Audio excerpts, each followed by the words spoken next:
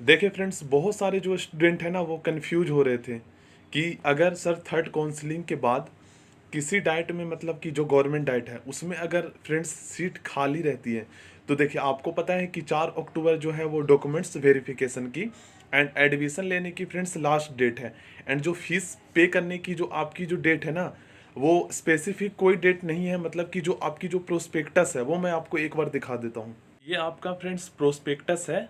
UP DElEd counselling की schedule. तो यहाँ पर देखिए, आप देख सकते हैं। तो यहाँ पर आप देखेंगे ना, तो यहाँ पर देखिए 27 सितंबर से 4 अक्टूबर, मतलब 5 बजे से पहले पहले ये जो है ना आपकी जिस कॉलेज में आपको मतलब कि अलॉट किया जाता है, जो कॉलेज आपको अलॉट किया जाता है उसमें जो है ना आपको जाना होगा सभी इंपॉर्टेंट डॉक्यूमेंट्स लेकर। एंड वहाँ पर जो है आपके वेरिफिकेशन होंगे डॉक्यूमेंट्स की, वो बारीकी से, मतलब ना जो आपके डॉक्यूमेंट्स है वो जांच किए जाते हैं कि क्या इसमें कोई इन्फॉर्मेशन गलत तो नहीं है या इनकम्प्लीट डॉक्यूमेंट्स तो नहीं है।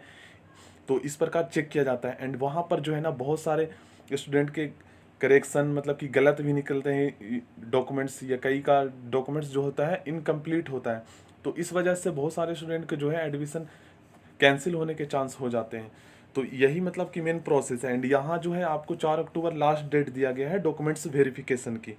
इसके बाद फ्रेंड्स आपका जो है डॉक्यूमेंट्स वेरिफिकेशन एंड एडमिशन की जो प्रोसेस है वो समाप्त है, यहाँ पर आप देख सकते हैं। ठीक है, तो यहाँ पर मैं आपको दिखा देता हूँ कि कोई स्पेसिफिक डेट नहीं दिया गया है कि इस डेट को आपको जो है अपनी फीस पे करनी है 10,000 रुपीज़। बट फ्रेंड्स, मैं आपको यही सजेस्ट करना चाहूँगा कि आप जो है अक्टूबर से पहले पहले अपनी फ़ीस पे कर दें।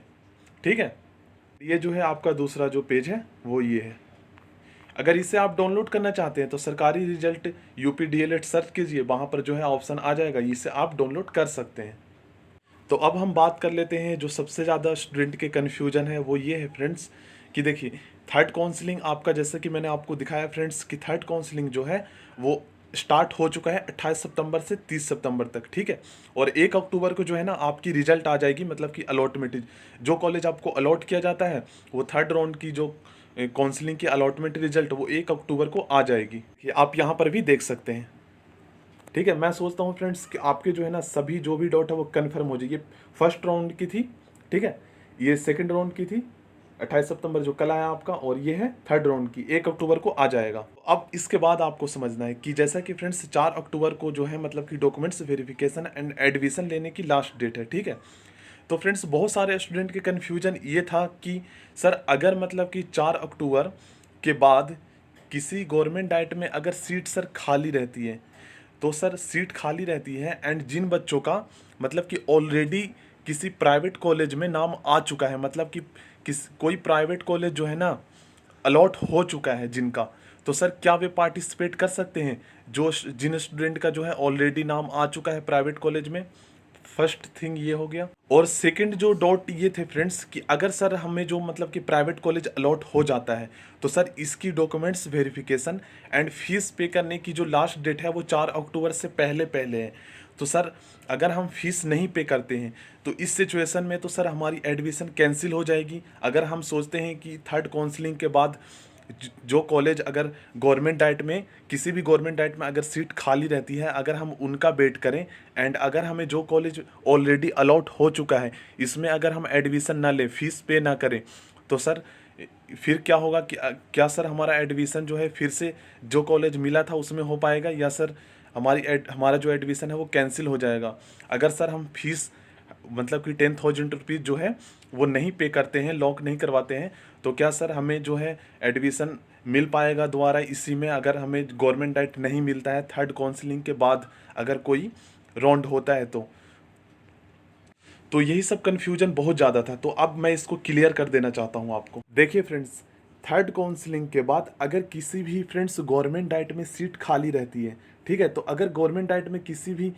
कॉलेज में जो है सीट खाली रहती है तो वहाँ पर फ्रेंड्स थर्ड काउंसलिंग के बाद जो है सेकंड राउंड की अगर एक कोई काउंसलिंग होती है तो यहाँ पर 50 से 60% तक ही चांस है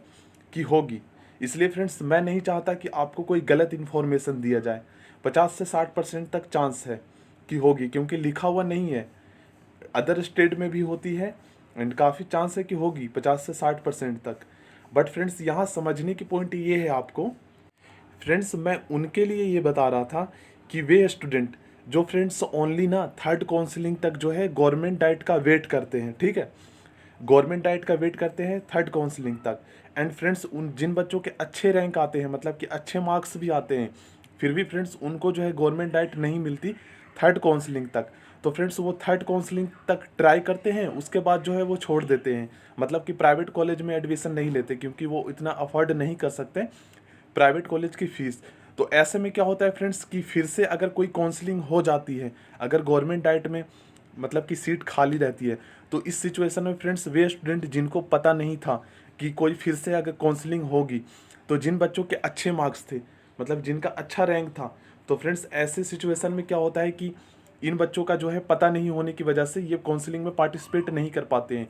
एंड जो सीट इन बच्चों को मिलना चाहिए था, जो गवर्नमेंट डाइट में सीटें खाली थी, जिन बच्चों के अच्छे रैंक थे, बट किसी रीजन की वजह से इनको जो है गवर्नमेंट डाइट नहीं मिली थी और इनको मिलना चाहिए था, बट फ्रेंड्स इनको इन्फॉर्मेशन ना होने की वजह से ये बच्चे जो है काउंसलिंग में पार्टिसिपेट नहीं कर पाते एंड इनको सीट नहीं मिल पाती। इसकी जगह पे जो है किसी और बच्चों को मिल जाती है, मतलब कि जिनके अच्छे मार्क्स नहीं थे, जिनके अच्छे रैंक नहीं थे।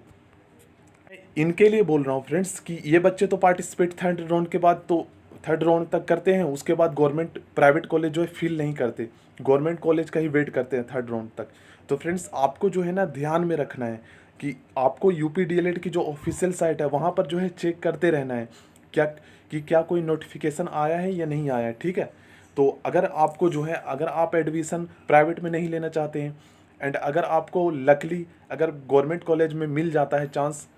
तो फ्रेंड्स आपके लिए बहुत ही बढ़िया होगा। अब हम बात कर लेते हैं फ्रेंड्स वे स्टूडेंट जिनको ऑलरेडी मतलब कि कॉलेज अलॉट हो चुका है प्राइवेट वाला, ठीक है। तो जिनको फ्रेंड्स ऑलरेडी प्राइवेट वाला कॉलेज अलॉट हो चुका है एंड जो जनरल हो या ओबीसी हो, ठीक है, एससी हो या एसटी हो, तो जिनके फ्रेंड्स जनरल अगर जिनके जो है रैंक 15,000 से 20,000 के पास में है, आसपास में है, तो मैं आपको यही सजेस्ट करना चाहूँगा फ्रेंड्स कि अगर आपको ऑलरेडी कोई प्राइवेट कॉलेज अलॉट हो चुका है ना, तो अगर आप चाहते हैं प्राइवेट कॉलेज में एडमिशन लेना, अगर आप रिस्क नहीं लेना चाहते हैं कि अगर थर्ड राउंड के बाद कोई अगर काउंसलिंग होती है तो उसमें मैं पार्टिसिपेट करूँगा या नहीं करूँगा, अगर आप रिस्क नहीं लेना चाहते हैं, क्योंकि उसमें मैंने आपको बताया जो रियलिटी है कि 50 से 60% तक ही चांस है, इसलिए आपको जो है रिस्क नहीं लेना है, क्योंकि वो स्टूडेंट तो फ्रेंड्स प्राइवेट में एडमिशन लेना ही नहीं चाहते, तो उनके लिए एक वेस्ट ऑप्शन हो जाता है कि अगर कोई सीट खाली रहती है गवर्नमेंट डाइट में तो उनको लकली मिल जाएगी अगर उनको इन्फॉर्मेशन दे दिया जाएगा तो। बट फ्रेंड्स अगर आप रिस्क नहीं लेना चाहते हैं, आप चाहते हैं कि हम प्राइवेट से भी इस कोर्स को कर सकते हैं, अफोर्ड कर सकते हैं, तो अगर आपकी 15,000 से 20,000 तक रैंक आई है एंड आपको कॉलेज अलॉट हो चुका है थर्ड से पहले पहले या थर्ड तक, तो आपको जो है प्राइवेट कॉलेज में एडमिशन ले लेना है। बात कर लेते हैं ओबीसी की, तो जो ओबीसी कैटेगरी से हैं जिनके फ्रेंड्स यहाँ पर देखिए 15,000 से जो है 25,000 तक रैंक है, जिनको प्राइवेट कॉलेज अलॉट हो चुका है तो उनको भी ले लेना है, रिस्क नहीं लेना है। एससी एसटी जिनको फ्रेंड्स बहुत सारे स्टूडेंट के फ्रेंड्स जिनके रैंक जो है 25,000 तक थे उनको भी जो है कॉलेज गवर्नमेंट डाइट अलॉट हो गया था। बट फ्रेंड्स जिन बच्चों के 20,000 से 30,000 के रैंक में है एंड उनको ऑलरेडी अलॉट हो चुका है तो उनको एडमिशन ले लेना है, क्योंकि फ्रेंड्स ऐसा लिखा हुआ है कि वे स्टूडेंट जिनको ऑलरेडी मतलब कि कॉलेज अलॉट हो चुका है ना, वे मतलब कि फिर से कॉलेज फील नहीं कर सकते। बट ये नहीं लिखा है कि अगर फिर से कोई काउंसलिंग होती है सेकंड राउंड की तो उसमें पार्टिसिपेट कर पाएंगे या नहीं कर पाएंगे, इसके रिगार्डिंग इन्फॉर्मेशन नहीं है। बट सीट खाली रहती है तो हो सकती है। बट फ्रेंड्स मैं आपको एक चीज़ बताना चाहूँगा कि अगर आपको जो है कॉलेज अलॉट हो चुका है तो प्रोस्पेक्टस में ये ज़रूर लिखा है कि आप जो है दोबारा चॉइस फिल नहीं कर सकते। फ्रेंड्स यहाँ पर आप देख सकते हैं कि सीट का आवंटन के बाद स्टूडेंट को आवंटित प्रशिक्षण मतलब कि जो अलॉटेड इंस्टीट्यूट में प्रवेश लेना अनिवार्य होगा। एक बार प्रशिक्षण संस्थान अलॉट होने के बाद जो है अलॉट होने के बाद स्टूडेंट को ना प्रवेश के लिए यहाँ पर आप देख सकते हैं प्रवेश के लिए अगले चरण या पुनः प्रक्रिया में विकल्प भरने का कोई अवसर नहीं दिया जाएगा, अपॉर्चुनिटी नहीं दिया जाएगा। एंड यहाँ पर आप देख सकते हैं,